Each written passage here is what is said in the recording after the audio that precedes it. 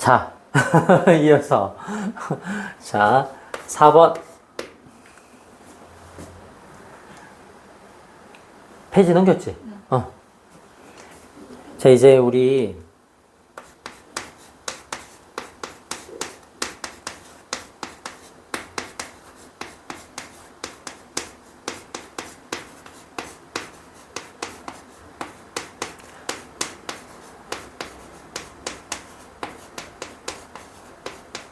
자, 특수한 형태의 연립 방정식 배울게.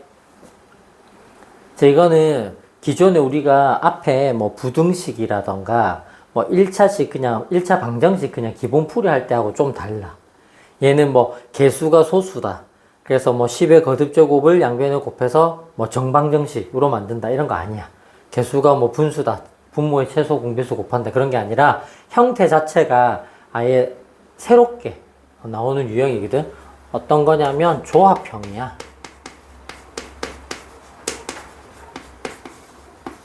그래서 식이 어떻게 나오냐면 A는 B는 C 꼴이야. 식 3개를 는 꼴로 주는 거야.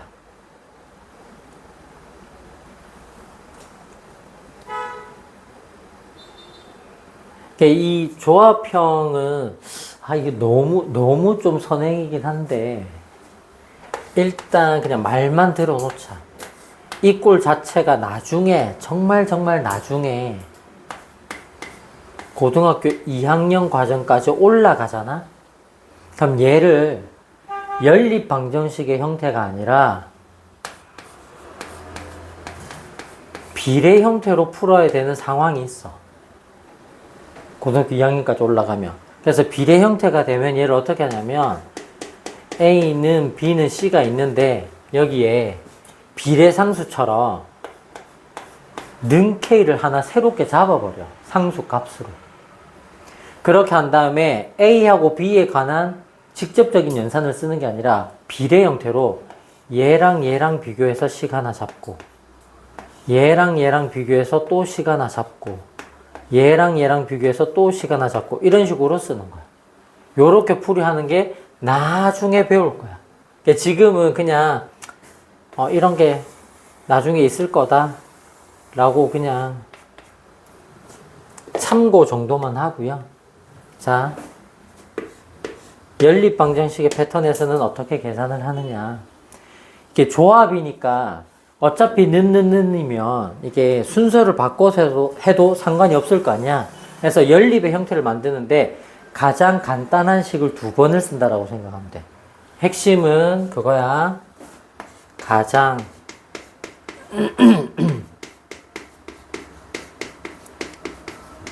간단한 식을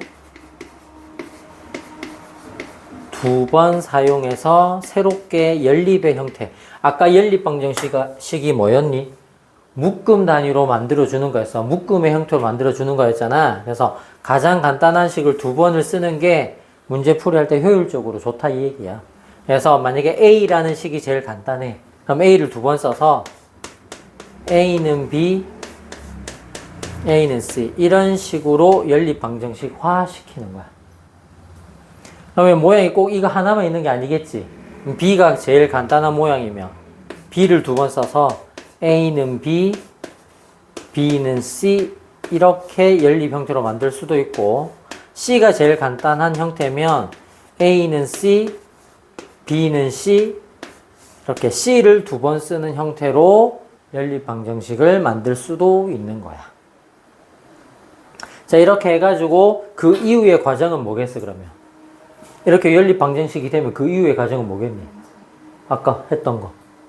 방법 여기 썼잖아. 가관법, 대입법으로 또 풀어주면 되는 거야. 이 이후에는. 해주고. 그 다음에 이제 추가로 요거는 아까 언급은 했으니까 말만 적고 넘어갈게. 자, 개수가 분수 또는 소수일 때. 그 다음에 식이 복잡하게 나와 있는 형태. 보통 뭘 이용하지? 괄호. 맞지, 그지? 그 다음에 식의 괄호가 포함되어 있을 때.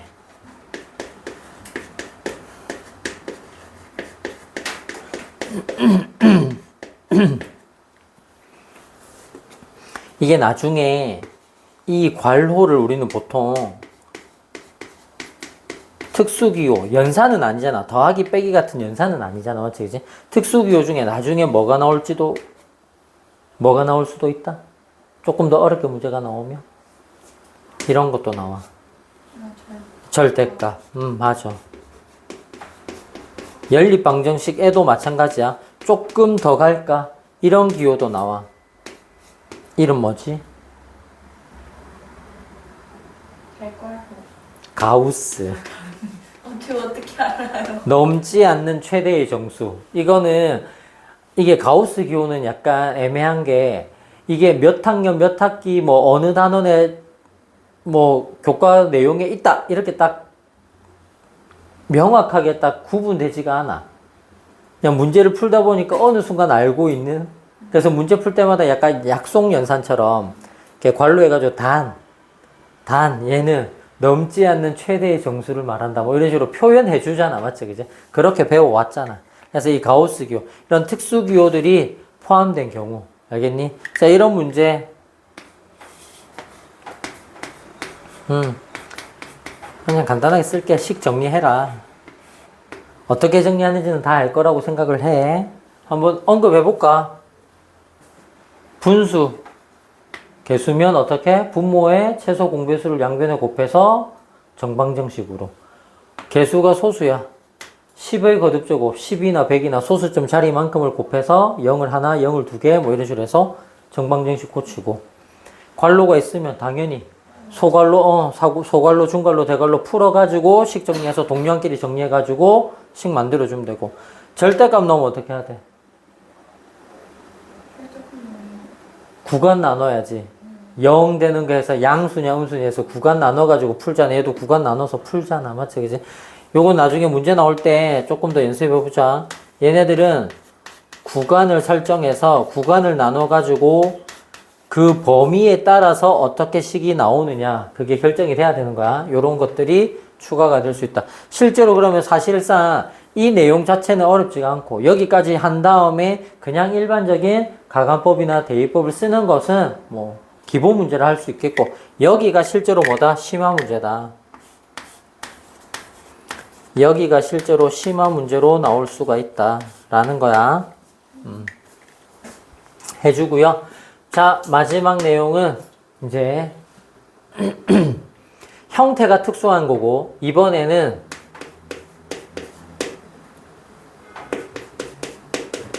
자, 특수한 해를 가지는 연립 1차 방정식이야.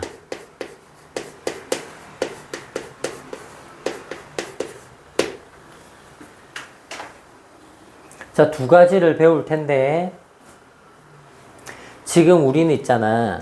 어차피 기말고사에서 연립 방정식이 끝나면 그 다음 단원이 뭐야? 연립 1차 방정식 다음 단원.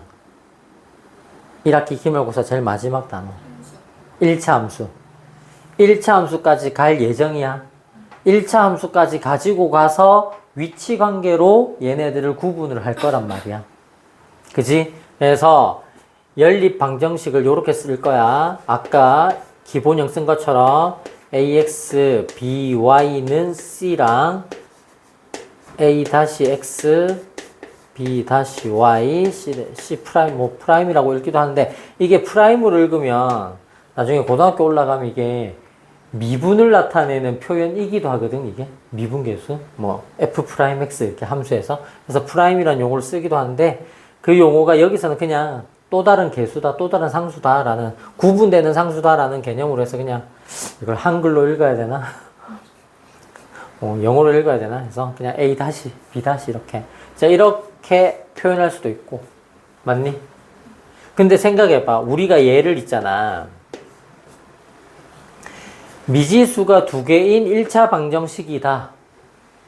라고 인식을 할 수도 있는데, 이 관계를 미지수 x와 미지수 y의 관계, 대응 관계로 인식을 할 수도 있을 거 아니야? 맞니? 그러면 이 식 자체를 적당히 이항하고 적당히 나눠서 y는 꼴로 만들 수도 있을 거 아니야? 그럼 그게 뭐가 되는 거야? 1차 함수가 되는 거야. 그러니까 쉽게 얘기해서 1차 함수라는 게 원래 우리가 배울 때 y는 fx를 써서 대응 관계를 함수라고 하잖아. x에 어떤 값을 대입하면 그에 대응되는 무슨 값이 y 값이 결정이 된다. 그래서 우리가 중학교 1학년 때 함수라는 그 개념을 처음 배울 때 정비례 반비례를 하면서 뭘 하냐면 대응하는 표를 만든단 말이야. 그래가지고 뭐 x가 1일 때 y가 얼마, x가 2일 때 y가 얼마, x가 3일 때 y가 얼마, 땡땡땡 땡땡땡 이런 식으로 해가지고 뭐 점점점 모누종이 가지고 와가지고 찍어서 연결했더니 아 원점을 지나는 직선이더라, 정비례 관계더라, 뭐 이런 식으로 배웠단 말이야. 그치? 그러니까 이게 따지고 보면 있잖아. 이게 뭐겠니? 미지수가 두 개인 1차 방정식의 해 한 쌍인 거야. 그 순서상 x, y가 그래프 위에 점이다라고 생각을 할 수도 있는데 그 점 하나하나들이 전부 다 뭐야? 해가 된다. 이렇게 생각할 수도 있는 거라고. 그런데 우리 아까 연립 방정식이 뭐였냐면 공통된 해를 구하는 패턴이라고 했잖아. 그러니까 이게 이 함수를 만족하는 이런 순서쌍들이 있었을 거야. 그럼 마찬가지 이 함수식, 이 그래프를 만족시킨 또 순서쌍이 있었을 거야. 근데 그 두 개가 어떻게 되는?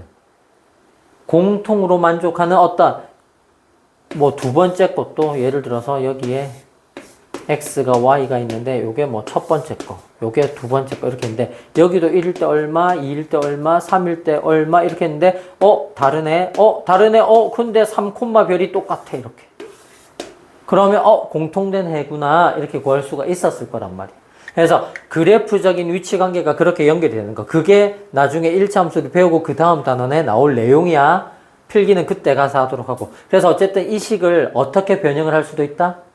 함수 형태로 변형할 수도 있다. 그래서 연립의 개념을 y는 기울기 그리고 y절편 요렇게 나타낼 수도 있다는 얘기야. 그럼 얘도 y는 그럼 얘가 어떻게 될지 모르니까 개수가 이항하고 개수 나누면 달라지겠지. 그래서 얘도 n' x 얘도 n''으로 이렇게 다르게 쓸 수도 있더라. 자, 이렇게 연립 방정식이 표현이 된다는 얘기야.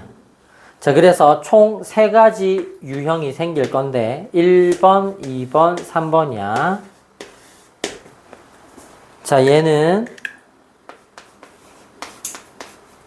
자, 하나의 해가 여기서 하나라는 게 그냥 정확하게 쓸까 그냥? x랑 y가 어떻게 나타나? 순서쌍으로 나타나잖아. 아까 지웠는데 그지? 여기 한 쌍의 해라고 적고요. 자, 그 다음에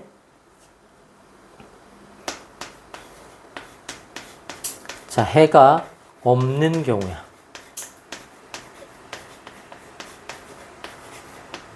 자, 여기는 해가 무수히 많은 경우야.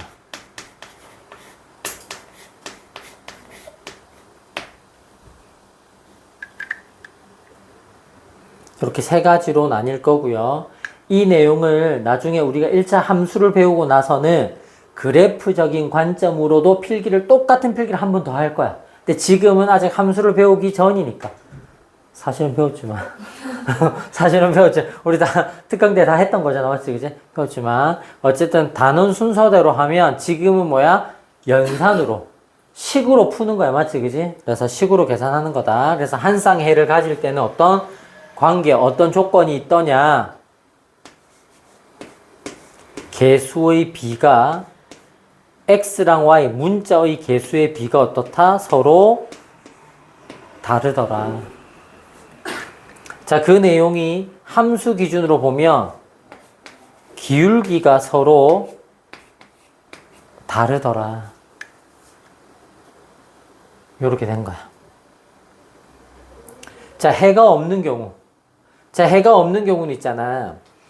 개수끼리 비율이 똑같은 거야.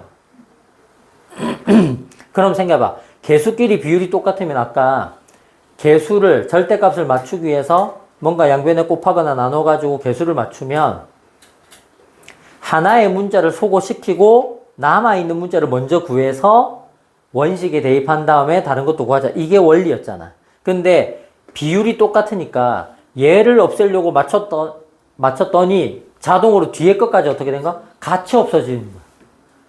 그러면 좌변이 뭐가 되겠어?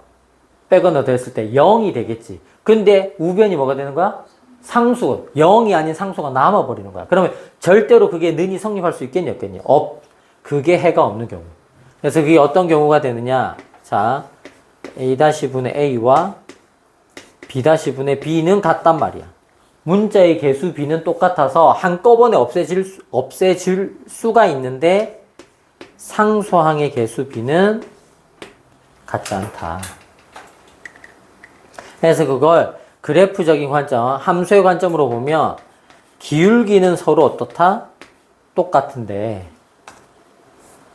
M과 M 프라임은 똑같은데 N과 N 프라임은 서로 다르다. 이렇게 만족하는 거야. 그럼 해가 무수히 많은 경우는 어떻겠어?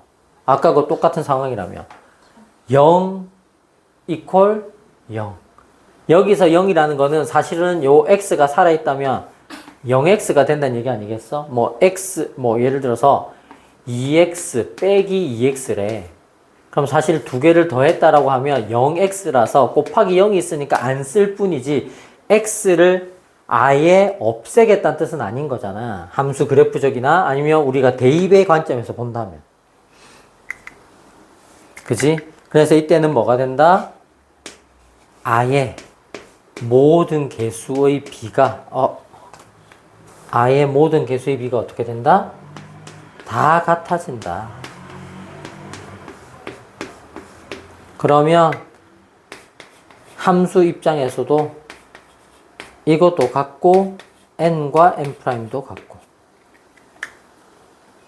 자, 이런 세 가지 유형으로 우리가 나눠서 생각을 해야 됩니다. 그러면 문제는 있잖아. 어떻게 했느냐. 실제로 문제 출제는 어떻게 되느냐. 이런 조건들이 있지.